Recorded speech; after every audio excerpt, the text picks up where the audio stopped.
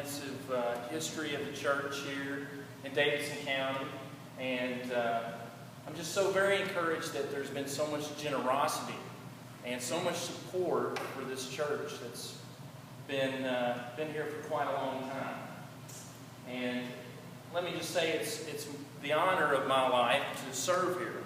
Apart from my wife saying I do, which was a long shot when she met me, and then seeing my daughter take her first breath, this is the honor of my life to be a servant here at Lindsley Avenue, and I take it with utmost diligence, and I love working here at this congregation, and I love the people here, and they've made all the difference in the world to me.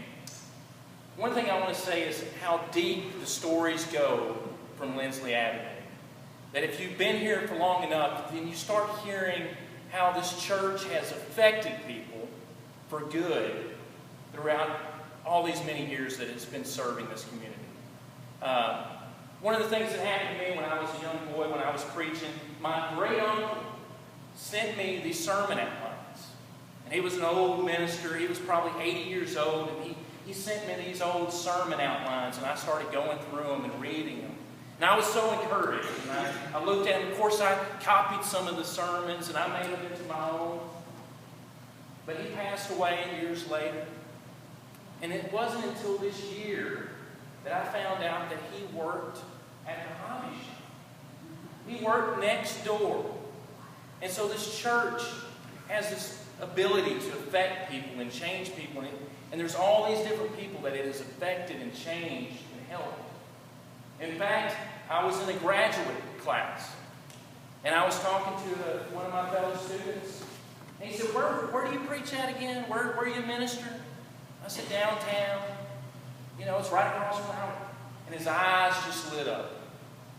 He said, I know that church. I grew up in that neighborhood. And in fact, every Saturday I went over to the hobby shop and they fed me a sandwich. And they let me play around on the grounds. They let me be at the church. And now, he's a minister. And his church provides food from Second Harvest, one of the biggest distributors of food in Davidson County. Where did he learn it from? He learned it from here. He learned it from Lindsley Avenue. And so those seeds that were sown decades ago are still springing and still growing in this community. And so it's to that past that I cling to, the past that planted those seeds in young people's lives and in people's lives, changed them. But you know, it's all about renewal. It's all about making this moment new for this congregation here. And the fact of the matter is, how does God find all of us? He finds us all the same. Whether we're black or white, whether we're rich or poor, whether we sit on the front pew or the back pew, He finds all of us the same way, and that's lost, doesn't He? He finds all the world lost. God finds each of us lost. I remember one time I was lost. I've been lost, literally, spiritually, metaphorically, however you want to describe it. I've been lost. I remember the first time I got lost. I was 7 years old. And I was at George Washington's house. And I left my parents, saw something shining, walked away. Then I noticed Dad, Mom, little brother, big sister, alone, desperate, encircling George Washington's house. Over and over again, looking for my father. And I ran quicker, I ran faster, still searching for him. And then I saw him in a distance, and I saw his back. And I ran to him. And I said, Dad, Patty, I'm here. And it wasn't him. And it scared me even more.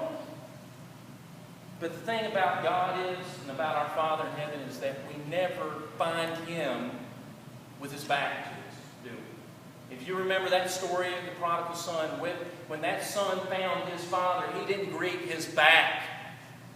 He greeted his father running towards him to greet him. And so may this church always be running to greet those who are in our neighborhood. We don't want anybody finding this church back to them. We want them to find us running and seeking desperately for their souls. Christ came into the world to seek and to save the lost. And He seeks this neighborhood through the church. May they never greet our backs. May they greet us, embrace, our kiss, just as that father did for his son. So what does the future hold? The future holds more service for this community. And it's a sense that we need to renew ourselves.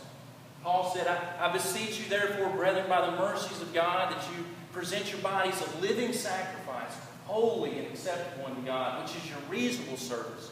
And be not conformed to this world, but be transformed by the renewing of your mind, to dedicate ourselves once more to the work we have here, to run to our neighbors, to run to those who are hurting.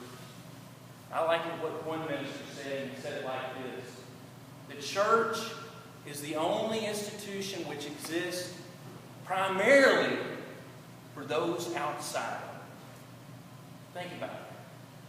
That the church primarily exists not for our consciences, not for us, but for the people that are hurting, for the people who are lost. And that's why Jesus said, go into all the world and preach the gospel.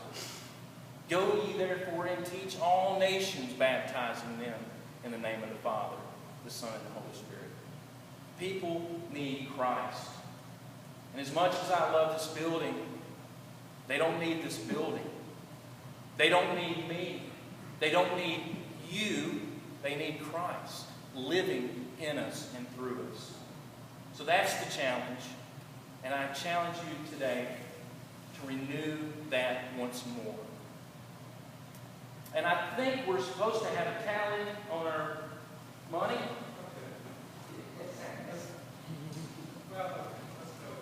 Okay. The last check, we had $71.90 given online, $7,190 given online.